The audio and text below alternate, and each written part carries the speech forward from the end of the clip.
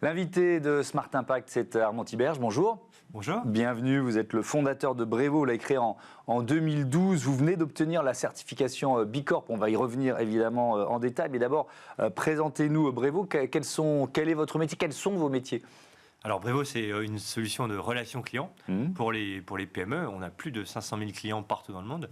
Nos clients, qu'est-ce qu'ils font? Ils vont utiliser notre solution pour gérer leurs clients, pour leur envoyer des messages, pour des communications, pour toute une stratégie digitale grâce à Brevo.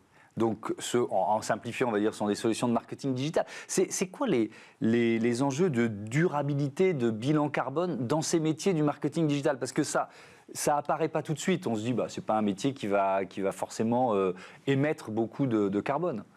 Alors, les data centers et l'IT, ça émet plus de 3% d'émissions carbone dans le monde entier. Donc, le numérique a une empreinte digitale forte. Ce n'est pas seulement les data centers, mais c'est aussi tous les réseaux de communication. Quand on est sur notre téléphone, sur notre ordinateur, etc. Donc, en fait, il y a des manières de faire qui font qu'on arrive à dépenser moins d'énergie, à être plus économe dans nos façons de faire. Donc il y a un enjeu, et je pense que c'est un enjeu planétaire, et chaque entreprise doit prendre sa petite part. Alors nous, on essaie de prendre notre part dans ce défi qui attend l'humanité pour ce siècle. Je vous ai posé cette question volontairement naïve, parce que on est né avec le numérique sans imaginer son bilan carbone, en fait, en quelque sorte. Et donc il y a une prise de conscience. Pour vous, elle est récente, elle existait dès le début quand vous avez créé Brevo? Alors, on a grandi aussi avec la prise de conscience, avec l'époque, avec cette prise de conscience, tout à fait. C'est quelque chose qu'on avait déjà démarré il y a plusieurs années. Avec cette certification B Corp, c'est aussi, on a systématisé les choses, on a fait des méthodologies, on a mis en place des outils aussi pour mesurer l'impact carbone qu'ont les actions de nos clients sur leurs propres clients. Donc, on a mis en place des outils, mais c'est des choses qu'on a en tête depuis longtemps. Moi-même, je suis impliqué. J'ai monté une boîte qui s'appelle Solar in Blue à côté pour faire des panneaux solaires en mer. Et donc non, c'est quelque chose qui est vraiment au cœur du projet depuis longtemps. Alors, avec notamment un Green Committee. Alors, c'est quoi ce Green Committee? À quoi il sert? Alors, c'est aussi pour impliquer les gens de l'entreprise. Donc, il y a beaucoup de gens qui sont justement très impliqués sur les sujets carbone, qui vont vouloir réfléchir ensemble à comment on arrive à être plus économe en carbone, peut-être un petit peu moins âgé, peut-être faire un peu moins d'événements partout dans le monde, par exemple, ou alors sur les serveurs, comment on va faire pour être plus économe. Donc ce Green Committee, il se réunit, je crois, une fois tous les 2 mois, et il va réfléchir à des actions concrètes, et ensuite... Donc ce sont des salariés? C'est des salariés, particulièrement engagés. Voilà, particulièrement engagés, qui vont aussi former les autres salariés, qui vont faire des fraises du climat, par exemple, et qui ont fait des actions en interne pour promouvoir les bonnes pratiques sur ces thématiques de green et de décarbonation. Alors cette certification B Corp, vous venez de l'obtenir avec un score de 130, qui est plutôt un bon score. Déjà, pourquoi vous êtes lancé ce défi? Parce que c'est pas si simple d'obtenir le label B Corp. Oui, alors ça fait B Corp, ça fait plus de 2 ans qu'on travaille dessus. Donc en effet, c'est assez... Est-ce que vous vous êtes dit, mais pourquoi on s'est lancé dans ce défi quand vous avez vu la liste des critères à remplir? Vous voyez ce que je veux dire? Absolument.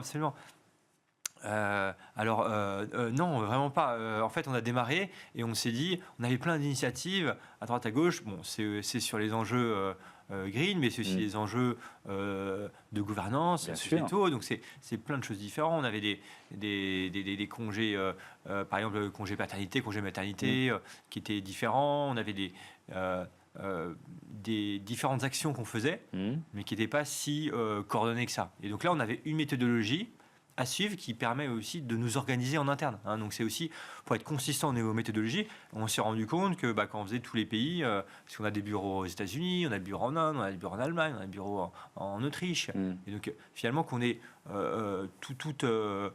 qu'on soit consistant à l'échelle de l'entreprise, ça nous a permis de faire ça. ça nous a permis aussi de prioriser les choses, parce qu'en fait, il y a plein de choses qu'on peut faire, et on ne peut pas mettre de l'énergie partout.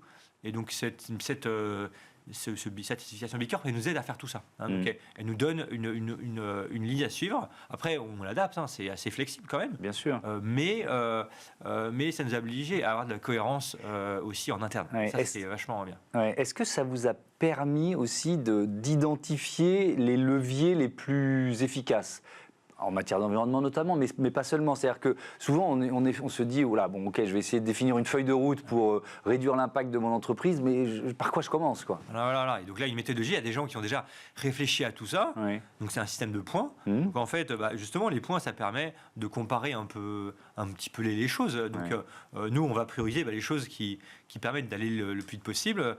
Par exemple typiquement, on a donné sur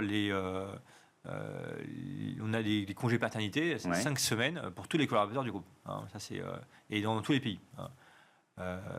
C'est déjà assez innovant en France, mais alors en Inde, en Allemagne, aux États-Unis, sur les congés maternité, c'est 22 semaines pour toutes les femmes.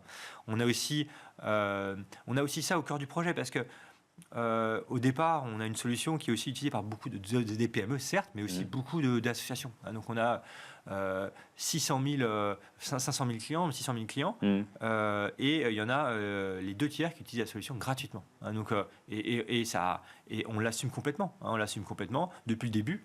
Et donc cette gratuité de la solution, elle fait partie de notre modèle, et on est très fiers que plein de petites structures utilisent la solution gratuitement. Et donc on a ce positionnement aussi. Donc Bicorp, c'est pas seulement une méthodologie interne, c'est aussi assumer les choses par rapport à nos employés, dire voilà, on est Bicorp, on a vraiment une mission qui n'est pas seulement de faire grossir le plus possible le chiffre d'affaires, les profits, mais aussi donner un sens à cette aventure.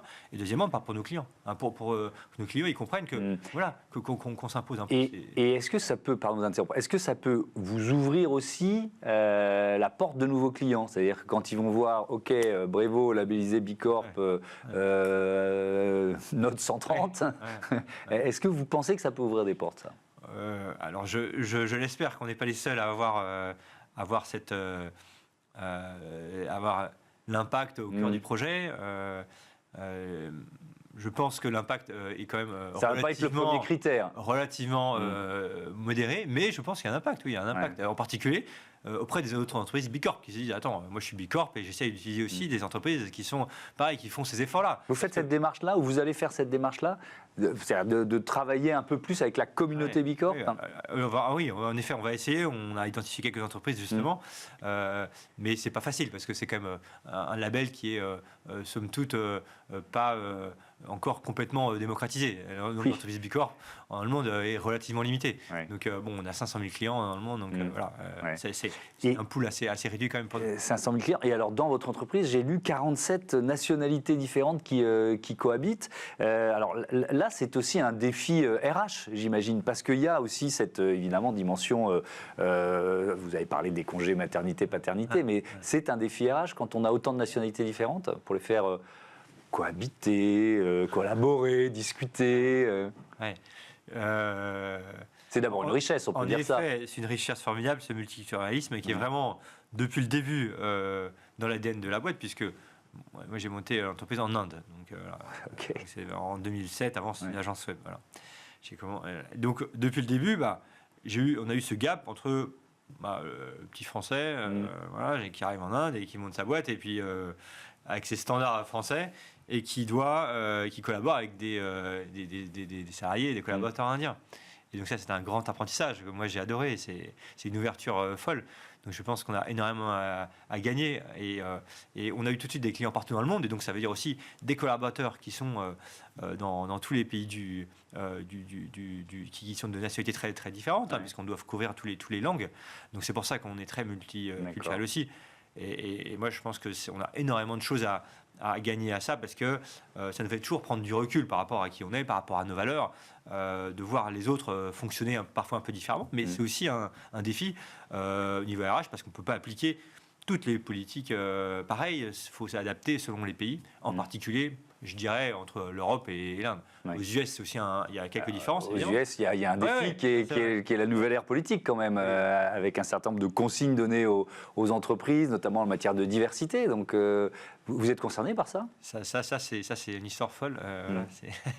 L'histoire est très très créative, on va dire. On peut voir ça sous cet angle-là. Ouais. Qui l'aurait pu l'imaginer? Non, c'est aussi très, très, très triste, évidemment. Non, nous, on n'est pas concernés parce qu'on ne vend pas nos services au gouvernement américain. Voilà. Donc, on a beaucoup de clients américains, mais qui ne sont pas des gens qui font partie du gouvernement américain. Par contre, il y a des salariés qui sont inquiets, hein, puisque nous, on est à Austin, au Texas, Texas très, très rouge, mais dans cette ville très démocrate qui est Austin, la capitale du Texas. Paradoxe, on a des salariés un petit peu inquiets. Mais nous, on n'est pas concernés directement et évidemment, on ne change rien à nos engagements et on continue dans cette lignée Bicorp, Impact et que l'impact reste au cœur du projet. Merci beaucoup Armand Tiberger, à bientôt sur Be Smart for Change. On passe tout de suite à notre débat, comment améliorer l'égalité des chances en France.